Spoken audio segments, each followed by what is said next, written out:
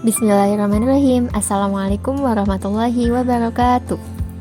Baiklah, pada video kali ini kami akan membahas mengenai konsep dan teori difusi dan diseminasi inovasi.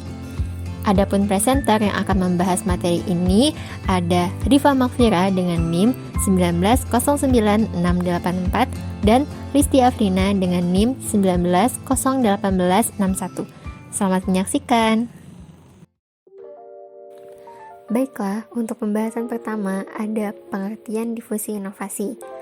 Menurut Roger, difusi inovasi adalah the process by which an innovation is communicated through certain channels over time among the members of a social system, atau dapat diartikan sebagai proses di mana sebuah inovasi dikomunikasikan melalui saluran tertentu dari waktu ke waktu di antara anggota sistem sosial. Adapun menurut KBBI adalah penyebaran atau perembesan sesuatu, baik itu kebudayaan, teknologi, ataupun ide dari satu pihak ke pihak lainnya. Apa sih itu difusi? Difusi adalah bentuk komunikasi yang bersifat khusus berkaitan dengan penyebaran pesan-pesan yang berupa gagasan baru. Sehingga dapat disimpulkan bahwa difusi inovasi adalah suatu proses pengkomunikasian ide, praktek, atau objek yang dipandang baru oleh individu atau organisasi yang mengadopsi. Pembahasan selanjutnya adalah unsur-unsur difusi inovasi. Adapun unsur-unsur difusi inovasi ada 4. Yang pertama, inovasi, saluran komunikasi, waktu, dan juga sistem sosial. Nah, yang pertama kita bahas itu ada inovasi. Apa sih itu inovasi? Nah, inovasi adalah gagasan, tindakan, atau barang yang dianggap baru oleh seseorang. Nah, dalam hal ini, kebaruan inovasi diukur secara subjektif menurut pandangan individu yang menerimanya. Selanjutnya yang kedua, ada saluran komunikasi. Nah, inti dari proses difusi adalah interaksi manusia untuk mengkomunikasikan ide baru kepada orang lain. Untuk itu, diperlukan saluran komunikasi. Dalam hal ini, saluran komunikasi dapat berupa media interpersonal dan media massa. Kecepatan penyebaran inovasi ke seluruh pasar tergantung pada banyaknya komunikasi antara pemasar dan konsumen maupun komunikasi antar konsumen. Lalu yang ketiga, ada waktu. Nah, jangka waktu yakni proses keputusan inovasi dari mulai seseorang mengetahui sampai memutuskan untuk menerima atau menolaknya. Semua produk tidak mempunyai kemungkinan yang sama untuk diterima oleh konsumen.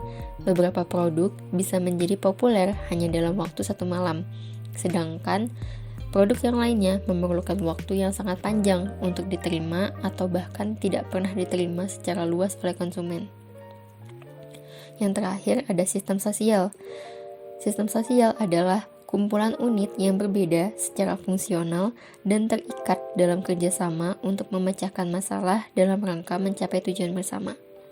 Nah, sistem sosial mempengaruhi perilaku manusia karena di dalam suatu sistem sosial tercakup pula nilai-nilai dan norma-norma yang merupakan aturan perilaku anggota-anggota masyarakat.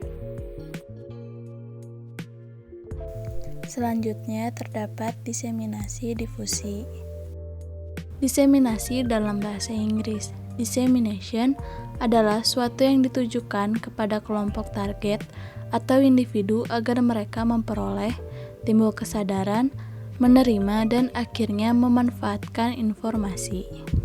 Maka dapat disimpulkan, diseminasi inovasi adalah proses penyebaran inovasi yang direncanakan, diarahkan, dan dikelola. Tindakan diseminasi merupakan tindak inovasi yang disusun menurut perencanaan yang matang melalui diskusi atau forum lainnya yang sengaja diprogramkan sehingga terdapat kesepakatan untuk melaksanakan inovasi. Berikutnya terdapat strategi difusi inovasi. Strategi difusi inovasi dibagi menjadi 2, yaitu strategi jalur terbuka dan strategi jalur organisasi. Berikut proses difusi yang dilakukan pada jalur terbuka. Yang pertama, agen pembaharuan. Dalam hal ini, pendesain inovasi ataupun pihak lain melakukan identifikasi individu atau kelompok individu yang dipandang sebagai calon pengguna utama, yaitu individu atau kelompok yang dipandang membutuhkan produk inovasi baru dalam pekerjaannya. 2. Memperkenalkan inovasi baru. Memperkenalkan inovasi baru dapat melalui berbagai media massa, surat selebaran, leaflet, dan lain-lain. Perkenalan tersebut menyangkut karakteristik dari produk inovasi baru serta manfaatnya bagi calon pengguna. Ketiga, melakukan kontak individual dan tatap muka. Hal ini dilakukan untuk membujuk para calon pengguna agar menerima produk inovasi baru tersebut. Dalam hal ini, manfaat produk inovasi baru dijelaskan dan ditekankan. Keempat, pendampingan oleh agen pembaharuan.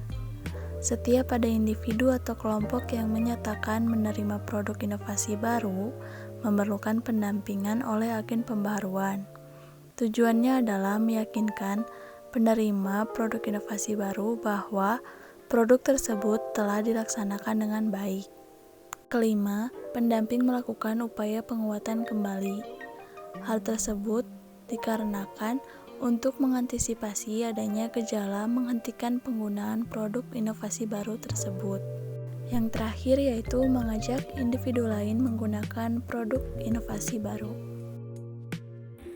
Baiklah, setelah sebelumnya kita telah membahas strategi terbuka, sekarang kita akan membahas strategi organisasi. Yang pertama, mengidentifikasi daftar pengambil keputusan. Dalam hal ini, yaitu pengambil keputusan puncak sampai lini pertama. Misalnya, pejabat pada Kementerian Pendidikan Nasional, Kepala Dinas Pendidikan Provinsi, Kepala Dinas Pendidikan Kabupaten atau Kota, atau organisasi yayasan pendidikan. Selanjutnya, memperkenalkan produk inovasi baru kepada pengambil keputusan tersebut. Lalu, membujuk untuk meyakinkan kehebatan penggunaan inovasi baru dan juga pengaruhnya. Adapun bujukan tersebut dimaksudkan untuk mendapatkan komitmen dari pengambil keputusan agar menggunakan produk inovasi baru. Selanjutnya, membantu penggunaan produk inovasi baru pada organisasi tersebut sampai seluruh jajaran pemimpin lini pertama seperti Kementerian Pendidikan Nasional, Kepala Dinas Pendidikan Provinsi, Kepala Dinas Pendidikan Kabupaten atau Kota, atau organisasi yayasan pendidikan terlibat dan memiliki komitmen yang sama. Yang terakhir, yaitu memberi pendampingan bagi jajaran pimpinan. Hal ini dilakukan sampai produk inovasi baru benar-benar digunakan oleh seluruh individu pada lembaga atau organisasi yang bersangkutan. Baiklah, pembahasan selanjutnya adalah hambatan proses difusi inovasi. Rogers menjelaskan faktor-faktor hambatan yang mempengaruhi secara alami proses difusi inovasi, yaitu ada 4. Yang pertama, knowledge of innovation and reinvention, yang artinya pengetahuan tentang inovasi dan penemuan kembali, yaitu seberapa jauh kesadaran organisasi terhadap inovasi dan persepsinya tentang karakteristik mereka yang menonjol.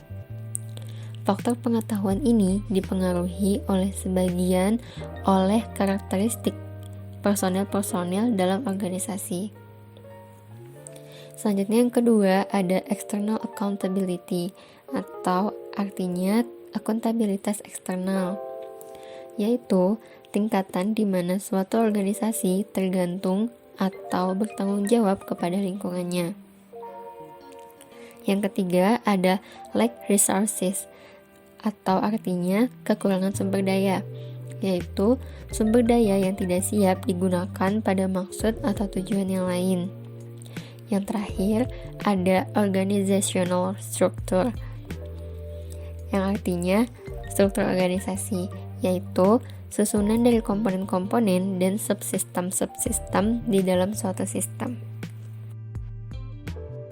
Selanjutnya terdapat hambatan difusi inovasi dalam organisasi. Yang pertama yaitu hambatan psikologis. Hambatan ini ditemukan apabila kondisi psikologis individu dalam organisasi menjadi faktor penolakan. Yang kedua, hambatan praktis. Hambatan praktis adalah faktor-faktor penolakan yang lebih bersifat fisik. Faktor-faktor tersebut adalah waktu, sumber daya, dan sistem. Faktor-faktor ini adalah faktor yang sering ditunjukkan untuk mencegah atau memperlambat perubahan dalam organisasi dan sistem sosial. Hambatan yang ketiga yaitu hambatan nilai. Hambatan nilai melibatkan kenyataan bahwa suatu inovasi mungkin selaras dengan nilai-nilai, norma-norma, dan tradisi-tradisi yang dianut organisasi tertentu, tetapi mungkin bertentangan dengan nilai-nilai yang dianut sejumlah organisasi lain. Baiklah, cukup sekian penjelasan materi dari kelompok kami. Semoga dapat dipahami oleh teman-teman semuanya. Apabila ada yang ingin ditanyakan terkait materi yang telah dijelaskan tadi, teman-teman dapat menanyakannya di kolom komentar. Terima kasih.